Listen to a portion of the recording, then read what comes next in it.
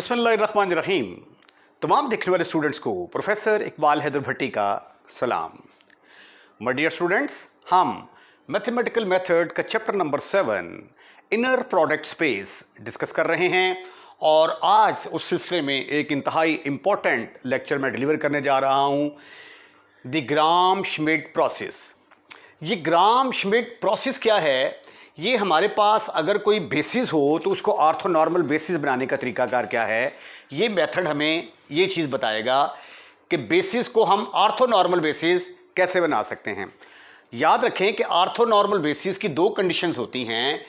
एक तो उसकी कंडीशन ये है कि फ़र्ज़ किया कि अगर उसके अंदर जितने भी वेक्टर हैं सारे, वो सारे के सारे आपस में परपेंडिकुलर होने चाहिए, यानी U I comma U J की इनर प्रोडक्ट 0 के बराबर होगी if I is not equal to J. और अगर उसी वेक्टर की इनर प्रोडक्ट उसी के साथ ली जाएगी तो आंसर किसके बराबर आएगा? 1। तो ऐसा सेट जो इन दो कंडीशंस को सेटिस्फाइड करता है उसको हम कहते हैं कि ये ऑर्थोनॉर्मल बेसिस है।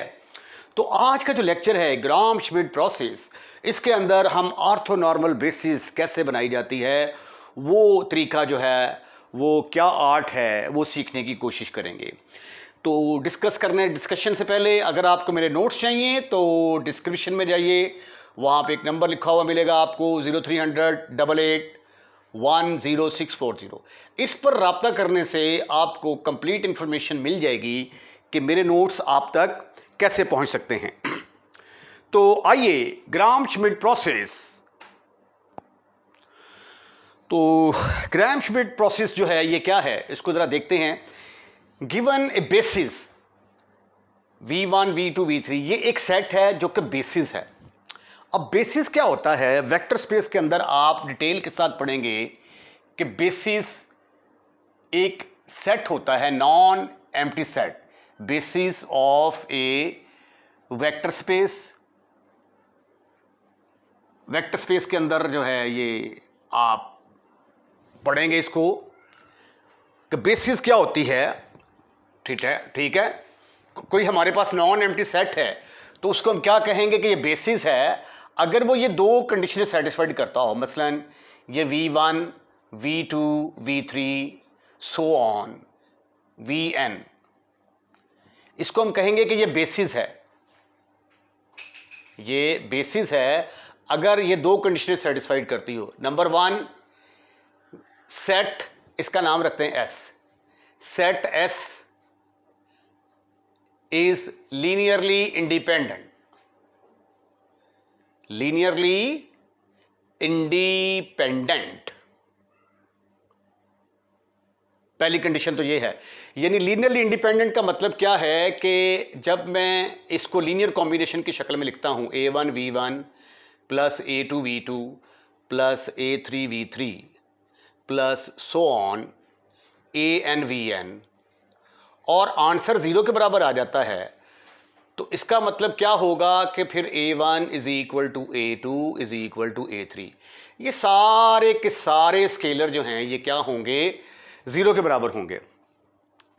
और दूसरी कंडीशन ये है कि कोई भी वेक्टर हम लें तो वो वेक्टर हासिल किया जा सकता हो इनसे एज ए लीनियर कॉम्बिनेशन।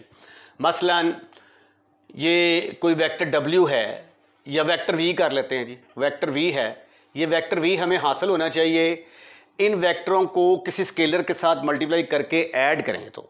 मसलन a1 v1 plus a2 v2 plus a3 v3, जो सेट ये दो कंडीशनें सेटिस्फाइड करता है उसको हम क्या कहते हैं कि ये बेसिस है। ये बेसिस है। ये यहाँ पे सिंपल लिख रहे हैं बेसिस। बेसिस क्या होती है? बेसिस, ठीक है, ऑफ ए सेट। अच्छा जी, इसमें देखें मिसाल के तौर पर ये मेरे पास एक सेट है S जिसके अंदर ये तीन सेट हैं 1 0 0 0 1 0 0 0 1। अब ये बेसिस है, is the basis of R cube, basis of R cube. R cube से मुराद है 3 डायमेंशन। अब ये देखिए ये सेट क्या होगा, ये लीनियरली इंडिपेंडेंट भी होगा। फर्ज किया मैं इसको ए से मल्टीप्लाई करता हूं, ये पहले भी मैं चीज बता चुका हूं। इसको मैंने बी से मल्टीप्लाई किया, इसको मैंने सी से मल्टीप्लाई किया और जवाब आ गया 0 0 0। इसको सिंप्लीफाई करेंगे तो ये आ जाएगा a 0 0 0 b 0 प्लस 0 0 c। जब इनको ऐड करेंगे, पहला पहले में ऐड होगा a प्लस 0 तो वो a ही आ जाएगा, दूसरा दूसरे में ऐड होगा तो b आ जाएगा, तीसरे में ऐड होगा तो c आ जाएगा। तो यहां से आपने देखा कि a भी 0 के बराबर, b भी 0 के बराबर, c भी 0 के बराबर आ गया। तो ये सारे स्केलर 0 के बराबर आ गए। इसका मतलब है कि ये सेट क्या है, लीनियरली इंडिपेंडेंट है। पहली कंडीशन क्या है, s should be linearly independent, तो ये क्या हो गया, लीनियरली इंडिपेंडेंट। अब दूसरी शर्त इसकी क्या है, दूसरी इसकी शर्त ये है कि ये तो पहली कंडीशन आ गई, पहली कंडीशन के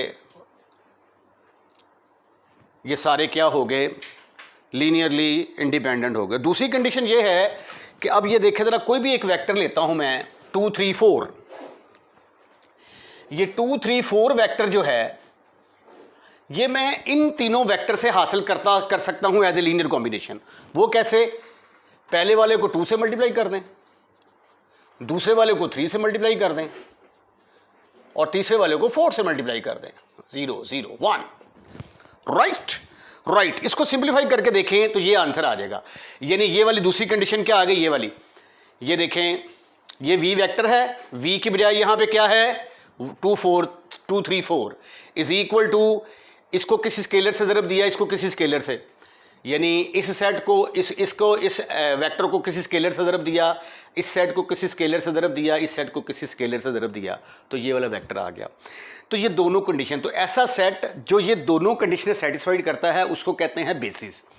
बेसिकली ये टॉपिक था सारा वेक्टर स्पेस का, ठीक है। ये मुझे ज़रा आपकी बेस बनाने के लिए, ताकि आपको समझ आ जाए, ये मुझे करना पड़ा है। तो अब दोबारा ज़रा आए, ग्राम श्मिट प्रोसेस क्या है कि ये हमारे पास एक बेसिस है v1 v2 v3 so on vn। It means that कि ये वाला सेट जो है ये इन दोनों कंडीशंस को सेटिस्फाइड करता है। अब हमने क्या करना है, ये किसकी बेसिस है, is a basis of N inert product space v over r। N orthonormal basis क्या होती है, ऑर्थोनॉर्मल बेसिस ये हमने बनानी है, ऑर्थोनॉर्मल बेसिस हमने बनानी है। ऑर्थोनॉर्मल बेसिस के दो कंडीशंस हैं, दो डिफरेंट वेक्टर मल्टीप्लाई होंगे तो आंसर 0 के बराबर आएगा, सेम वेक्टर आपस में मल्टीप्लाई होंगे तो आंसर 1 के बराबर आएगा। ये हमने ऑर्थोनॉर्मल बेसिस बनानी है। उसका फार्मूला क्या है, उसका फार्मूला ये है कि पहला वेक्टर पकड़ेंगे हम u1, उसको नॉर्मलाइज कर देंगे। नॉर्मलाइज का मतलब यह है कि उसको यूनिट वेक्टर बना देंगे। यूनिट वेक्टर का फार्मूला क्या है, vector divided by its magnitude, क्योंकि जब उसी वेक्टर को हम उसी से मल्टीप्लाई करते हैं तो आंसर 1 के बराबर, इसका मतलब है कि वो फिर क्या होगा, यूनिट वेक्टर होगा तो तभी 1 के बराबर आ सकता है ना। तो पहला वेक्टर पकड़ा, जो भी हुआ करेगा पहला वेक्टर, उसी को,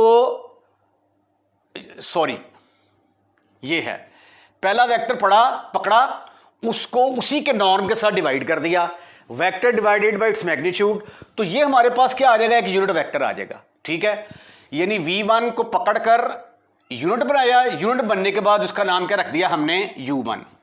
उसके बाद फिर दूसरा वेक्टर पकड़ेंगे, दूसरा क्या है v2 लिख के माइनस v2 की इनर प्रोडक्ट लेंगे u1 के साथ। इनर प्रोडक्ट लेने के बाद जो आंसर आएगा उसको u1 से मल्टीप्लाई कर देंगे। इसको सिंप्लीफाई करेंगे ना जब, तो सिंप्लीफिकेशन के बाद एक नया वेक्टर आएगा, उस वेक्टर का नाम रखा मैंने w2। अब मैं जब w2 को नॉर्मलाइज करूंगा, उसके मैग्नीट्यूड के साथ जो डिवाइड करूंगा, तो जो वेक्टर मुझे हासिल होगा उसका नाम होगा u2, ठीक है। यानी ये फार्मूला आपने याद कर लेना है, याद करें इसको, रिमेंबर इट। उसके बाद w3, अब तीसरा वेक्टर पकड़ेंगे आप, v3 पकड़ा, उसको अकेला लिखा, फिर v3 की इनर प्रोडक्ट u1 के साथ इंटू u1, फिर v3 की इनर प्रोडक्ट u2 के साथ इंटू u2। उसके बाद फिर इसको नॉर्मलाइज कर लिया। इसी तरह अगर आप w4 निकालना चाहते हैं तो वो किसके बराबर आएगा, v4, फिर v4 की इनर प्रोडक्ट ली जाएगी u1 के साथ, फिर v4 की इनर प्रोडक्ट ली जाएगी u2 के साथ, इंटू U2 माइनस फिर V4 की इनर प्रोडक्ट ली जाएगी U3 के साथ इंटू U3। उसके बाद फिर हम क्या करेंगे, उसके बाद फिर हम U3 निकालेंगे, U4 निकालेंगे। U4 will be equal to, इसको नॉर्मलाइज कर लेंगे, W4 over W4 norm and so on, ये सिलसिला जारी रहेगा। और Wn का फार्मूला क्या आ जाएगा, Vn, फिर Vn Un के साथ, U1 के साथ, फिर Vn U2 के साथ इंटू U2, फिर 3 के साथ U3 and so on up to UN -1 के साथ। और फिर उसी को उसके साथ, उसके नॉर्म के साथ डिवाइड कर देंगे तो हमारे पास ये सारे क्या आ जाएंगे, यूनिट वेक्टर आ जाएंगे, सारे यूनिट वेक्टर आ जाएंगे। और ये सारे आपस में क्या होंगे, परपेंडिकुलर भी होंगे। ठीक है, तो ये आपने आपके सिलेबस के अंदर सिर्फ 3 तक है, तो ये कम से कम पहला, दूसरा और तीसरा जो है, ये 3 फार्मूले जो हैं, ये 3 स्टेप, ये आपने अच्छे तरीके से याद करने हैं। अगर आपको ये याद होंगे, अगर आपको ये याद होंगे तो फिर ग्राम श्मिट प्रोसेस के क्वेश्चन निकालना नो प्रॉब्लम फॉर यू। तो आइए एक एग्जांपल करते हैं, उसके बाद उसके अंदर देखते हैं कि ग्राम श्मिट प्रोसेस से बेसिस को ऑर्थोनॉर्मल बेसिस कैसे बनाया जा सकता है। एग्जांपल नंबर 2 है पेज नंबर 291 पर, पेज नंबर 291। इंपॉर्टेंट एग्जाम्पल है एग्जामिनेशन पॉइंट ऑफ व्यू से। आगे एक्सरसाइज के अंदर जो इससे रिलेटेड क्वेश्चन आएंगे वो भी इंपॉर्टेंट होंगे। स्टेटमेंट देखें क्या है, शो दैट, ये एक सेट दिया हुआ है जिसके अंदर 3 वेक्टर हैं 1 2 3, is a basis of R cube. यानी पहले हमने साबित करना है कि ये जो सेट है S है, ये बेसिस है। उसके बाद फिर using Gram Schmidt orthonormalisation process, फिर ग्राम श्मिट प्रोसेस को यूज करते हुए हमने इस बेसिस को ऑर्थोनॉर्मल बेसिस में कन्वर्ट करना है। ये इसको आप यूं भी लिख सकते हैं, द ग्राम श्मिट आर्थो, यहां पे आप लिख सकते हैं orthonormalisation, orthonormalisation process. ठीक है, या ग्राम श्मिट प्रोसेस भी आप इसको कह सकते हैं। अच्छा, मैंने क्या किया, ये जो मेरे पास सेट था उसका नाम मैंने रख दिया S, ये 3 वेक्टर आ गए मेरे पास। अब ये देखिए, मैं फर्ज कर लेता हूं इसका नाम V1 है, इसका नाम V2 है और ये V3 है। अब मैंने पहले साबित करना है कि ये बेसिस है R क्यूब की। बेसिस R क्यूब की जो कंडीशन है वो क्या है कि इनका मैट्रिक्स बनाएं। मैट्रिक्स अगर जो है वो नॉन सिंगुलर हो, 2 कंडीशनें उसमें सेटिस्फाइड होनी चाहिए। अगर नॉन सिंगुलर हो और एचलॉन फॉर्म के अंदर हो तो फिर हम इसको कहेंगे कि ये सेट जो है ये क्या है, लीनियरली इंडिपेंडेंट सेट है। और जो भी लीनियरली इंडिपेंडेंट सेट होता है वो हमेशा क्या करता है, वो बेसिस फॉर्म करता है। जो भी लीनियरली इंडिपेंडेंट सेट होगा वो किसी ना किसी सेट की बेसिस जरूर होगी। ठीक है, तो इसके अंदर भी मैं यही चीज साबित करूंगा। मैंने क्या किया, इसका मैंने एक मैट्रिक्स बनाया, 1 1 1 है, पहली रो के अंदर लिख दिया, 0 1 1 दूसरी रो के अंदर लिख दिया, 0 0 1 तीसरी रो के अंदर लिख दिया। इसका मैंने डिटर्मिनेंट लिया तो आंसर आया 1 which is not equal to 0। तो ये फिर क्या हो गया, नॉन सिंगुलर हो गया। पहली कंडीशन सेटिस्फाइड हो गई। उसके बाद ये देखें, यहां पे 1, इसके नीचे 0 0, फिर यहां पे 1, पहले नॉन जीरो एलिमेंट से पहले यहां पे कोई जीरो नहीं था, 1 0 आ गया। उसके बाद तीसरी रो में गए तो पहले नॉन जीरो एलिमेंट से पहले जीरो की तादाद ज्यादा होगी। तो ये एचलॉन फॉर्म के अंदर है, तो ये एचलॉन फॉर्म भी है और नॉन सिंगुलर भी है। दोनों कंडीशनें सेटिस्फाइड हो गई, तो इसलिए ये वाला सेट क्या कहलाएगा, लीनियरली इंडिपेंडेंट सेट कहलाएगा। और जो लीनियरली इंडिपेंडेंट होता है वो क्या करेगा, वो बेसिस भी फॉर्म करेगा। The given matrix is non singular and is in echelon form, therefore given 3 vectors are linearly independent। ये क्या होंगे, linearly independent होंगे and so form basis of R cube। जो भी लीनियर वेक्टर स्पेस का theorem है कि जो भी इंडिपेंडेंट लीनियरली इंडिपेंडेंट सेट होगा वो बेसिस फॉर्म करेगा। अच्छा, अब इसको जो है लीनियरली इंडिपेंडेंट साबित करने का एक मेथड ये है और दूसरा मेथड ये है। ये मैं यहां पे एक दूसरे मेथड से भी कर सकता हूं, या तो आप इसको इस तरीके से करेंगे, बेसिस साबित करने का एक तरीका ये है, दूसरा तरीका ये है सेकंड मेथड। इसमें से जो मेथड आपको इजी लगे आप उसको अडॉप्ट कर सकते हैं।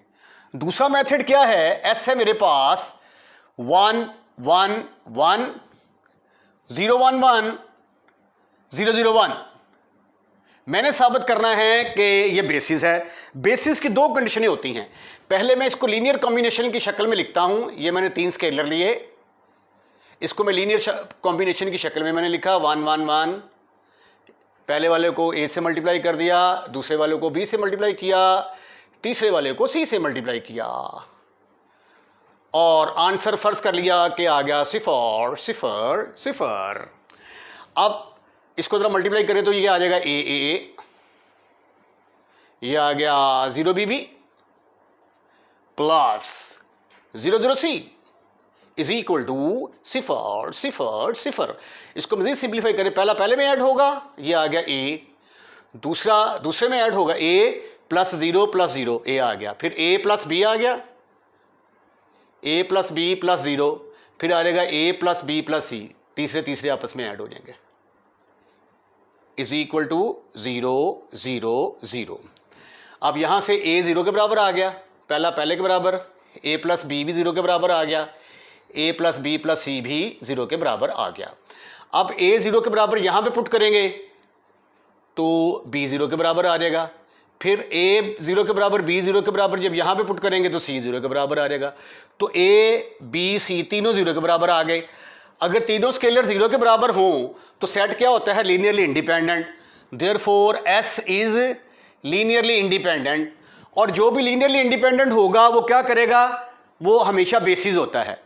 तो देयरफॉर s फॉर्म ए बेसिस। तो ये दो तरीके हैं इसको हल करने के। एक तो तरीका ये वाला है, इस तरीके से कर दें, और दूसरा मेथड ये वाला है। ठीक है, ये थोड़ा सा ज़रा इजी है, डायरेक्ट हो जाता है, इसमें थोड़ा सा ज़रा आपको 4 स्टेप करने पड़ते हैं। ठीक है, अब आइए हम ये जो हमारे पास बेसिस है इसको मैं ऑर्थोनॉर्मल बेसिस में कन्वर्ट करता हूं। पहला स्टेप क्या था? What was the first step? Step number 1। Step 1 था कि u1 बराबर होगा v1 vector divided by v1 norm. ये इससे पहले जो मैंने फार्मूला आपको बताया उसमें मैंने ये u1 का फार्मूला यही था। u1 का फार्मूला मैंने कहा था इसको याद रखें। अब v1 क्या है आपके पास? 1 1 1 1 1 1। और इसका नॉर्म कैसे लेते हैं? नॉर्म लेने का तरीका, इसी वेक्टर को इसी के साथ मल्टीप्लाई करेंगे। इनर प्रोडक्ट लेने के तरीका 1 1 के साथ मल्टीप्लाई होगा, 1 इंटू 1, फिर 1 इंटू 1 1, फिर 1 इंटू 1 1। तो ये आ गया √3। इसको फिर लिखा जा सकता है 1 1 1 ओवर √3, जिसको हम ऐसे लिख देंगे 1 ओवर √3, 1 ओवर √3, 1 ओवर √3। यानी पहला वेक्टर पकड़ा, उसको नॉर्मलाइज करके रख दिया। अब दूसरा स्टेप क्या था? दूसरे स्टेप का फॉर्मूला याद करें। Step number 2। स्टेप नंबर 2 में हमने फर्ज कर लिया कि उसका नाम मैंने रख दिया W2 रख दिया, ये कोई वेक्टर है, ठीक है ना। V2 लें माइनस, फिर V2 की इनर प्रोडक्ट लें U1 के साथ इंटू U1। ये फार्मूला स्टेप नंबर 2 में मैंने आपको बताया था। अब V2 आपका किसके बराबर है? V2 है आपका 0 1 1। V2 है आपका 0 1 1 माइनस, अब V2 की इनर प्रोडक्ट लेनी है हमने U1 के साथ। ये V2 आ गया 0 1 1, इसकी इनर प्रोडक्ट ले ली इसके साथ 1 over √3, 1 over √3, 1 over √3। Right right. ये आई एम फुली होपफुल कि ये आप लोगों ने नोट कर लिया होगा।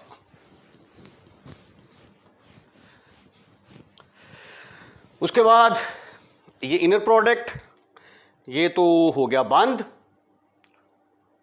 इनटू U1 वेक्टर क्या है आपका? 1 ओवर √3, 1 ओवर √3, 1 ओवर √3। अब इसको हमने सिंप्लीफाई करना है तो यहां से मुझे W2 मिलने वाला है। ये आ गया 0 1 1 माइनस इनर प्रोडक्ट कैसे लेते हैं, पहला पहले के साथ मल्टीप्लाई होगा, वो 0 आ गया, प्लस इसको इससे मल्टीप्लाई किया 1/√3 प्लस 1/√3, ये वेक्टर एज इट इज आ गया जी, 1/√3 1/√3 1/√3। This is further equal to 0 1 1 minus ये आ गया 2/√3 2/√3 1/√3 1/√3 1/√3। बस आगे इसको ज़रा सिंप्लीफाई करना है। जब इसको इससे मल्टीप्लाई करेंगे तो ये आ जाएगा 0 1 1 माइनस ये आ गया 2/√3 मिलके 2/3 आ जाएगा, ये भी इससे मल्टीप्लाई होकर 2/3 अब इन दोनों को माइनस करना है तो 0 - 2/3 1 - 2/3 1 - 2/3, तो सिंप्लीफिकेशन के बाद ये आ गया -2/3, 3 में से 2 के बाकी रह गया 1/3 1/3, ये भी आ गया 1/3। ये मेरे पास निकला है W2 और U2 का फार्मूला मैंने आपको क्या बताया था, U2 का फार्मूला मैंने आपको बताया था कि U2 बराबर होगा W2 ओवर W2 नॉर्म। तो W2 क्या है आपके पास, ये है जी आपके पास -2/3 1/3 1/3 ओवर, इसके नॉर्म से क्या मुराद है कि ये इसी के साथ मल्टीप्लाई होगा, -2/3 को -2/3 से मल्टीप्लाई किया तो क्या जवाब आ गया 4/9 प्लस 1/3 को 1/3 से मल्टीप्लाई किया 1/9 plus 1/9। This is further equal to -2/3 1/3 1/3। Square root of ये आ गया 4 और 1 5 5 और 1 6 √6 डिवाइडेड बाई 3। अब ये हर एक के नीचे आ जाएगा -2/3 over √6/3 1/3 over √6/3 1/3 over √6/3। This is further equal to 3 3 के साथ खत्म, फिनिश, खल्लास। तो ये आ गया -2 ओवर √6, ये 3 3 से कैंसिल 1 ओवर √6 1 ओवर √6। तो ये मेरे पास निकल आया U2। ये मेरे ख्याल थोड़ा विजन में आपको प्रॉब्लम पेश आ रही होगी, तो इसको मैं यहाँ पे लिख देता हूँ आफ्टर सिंप्लीफिकेशन कि U2 will be equal to -2 over √6 1 over √6 1 over √6। आइए अब स्टेप नंबर 3 करते हैं। स्टेप नंबर 3, स्टेप नंबर 3 का फार्मूला था W3 इज इक्वल टू, पहले फार्मूला लिखेंगे, यहाँ पे आ जाएगा V3, फिर V3 की इनर प्रोडक्ट V1 के साथ, फिर V3 की इनर प्रोडक्ट V2 के साथ इनटू V2। आपके सिलेबस के अंदर सिर्फ R³ वाले क्वेश्चन शामिल हैं जिसकी डायमेंशन 3 तक है, ठीक है। तो यहाँ तक आपने फार्मूले याद करने हैं। उसके बाद जब W3 निकल आएगा तो U3 का फार्मूला क्या है, W3 ओवर W3 नॉर्म। अब अगला जो काम हमने करना है वो इसको सिंप्लीफाई करने का काम करना है। W3 is equal to V3 जो है वो हमारे पास किसके बराबर है, V3 0 0 1 0 0 1 माइनस, अब 0 0 1 की इनर प्रोडक्ट हम किसके साथ लेने जा रहे हैं, V1 की। V1 की वैल्यू क्या है 1, ये मैंने जो है ये फार्मूला मेरा गलत लिख दिया है, यहाँ पे U1 आएगा, U1 यहाँ पे भी U1 माइनस ये U2 यहाँ पे भी u2।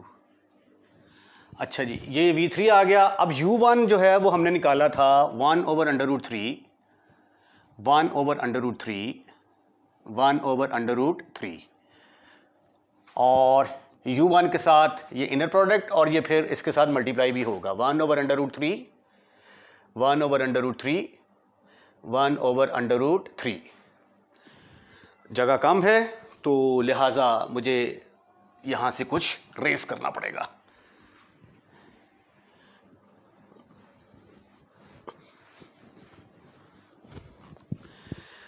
उसके बाद फिर आगे क्या है, माइनस v3 की इनर प्रोडक्ट, ये v3 आ गया। इनर प्रोडक्ट लेंगे हम u2 के साथ। u2 क्या है हमारे पास, -2/√6, 1/√6, 1/√6,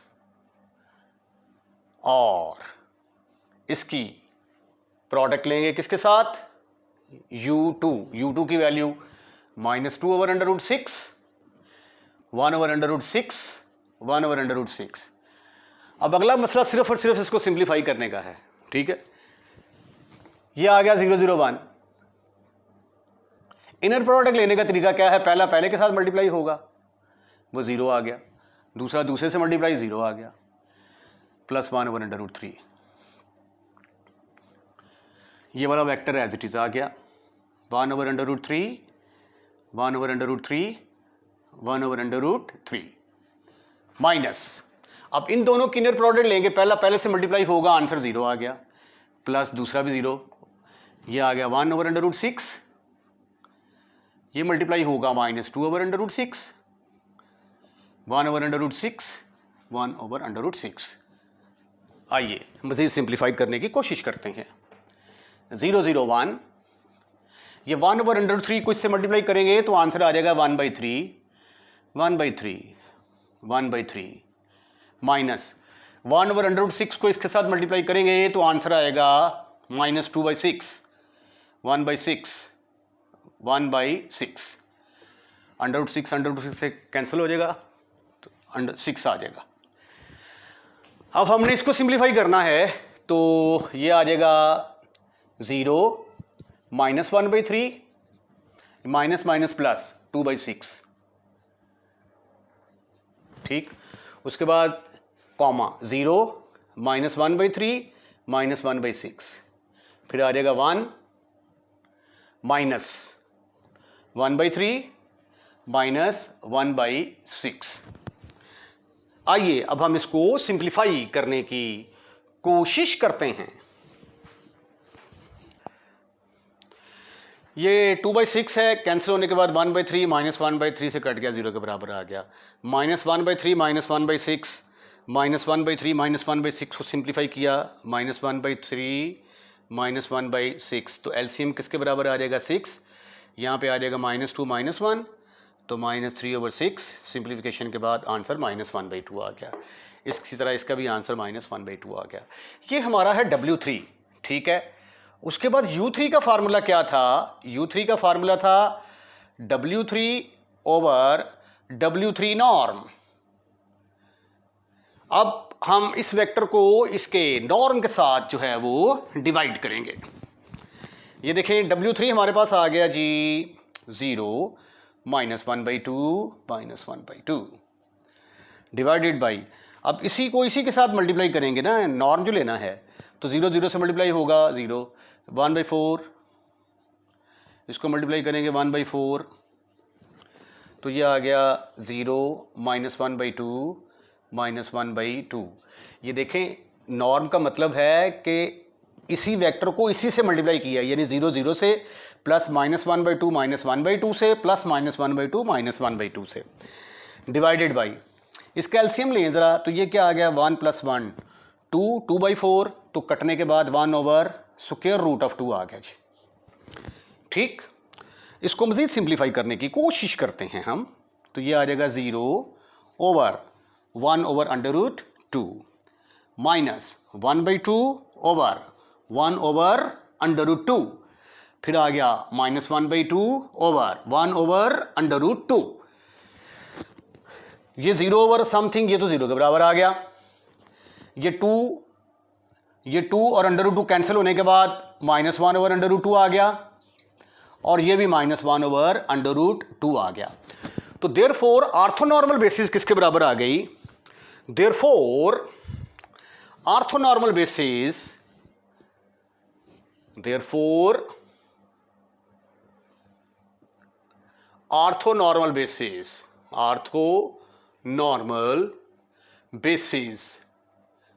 इज, पहला आपने निकाला था 1/√3, पहला वेक्टर, सॉरी, फिर दूसरा वेक्टर आपने निकाला -2/√6 टू 1/√6 और 1/√6। तीसरा वेक्टर आपने निकाला 0, -1/√2 -1/√2। ये हमारे पास जो गिवन सेट था, गिवन सेट हमारे पास S था 1 1 1 0 1 1 0 0 1। इसकी ऑर्थोनॉर्मल बेसिस किसके बराबर आ गई? इस सेट के बराबर आ गई। इसके साथ ही आज का लेक्चर हम यहीं पे वाइंड अप करते हैं। अगर आपको हमारी वीडियो पसंद आई है तो इसको लाइक कीजिएगा, और लाइक करने के बाद शेयर करना मत भूलिएगा। अगर आपने हमारा चैनल सब्सक्राइब कर दिया है, I am thankful to you. अगर नहीं किया तो प्लीज़ मेहरबानी है कि आप हमारे चैनल को सब्सक्राइब करें, और अपने दोस्तों रिश्तेदारों को भी इन्वाइट करें कि हमारे चैनल को सब्सक्राइब करें। अपना ख्याल रखिएगा। अल्लाह हाफिज़।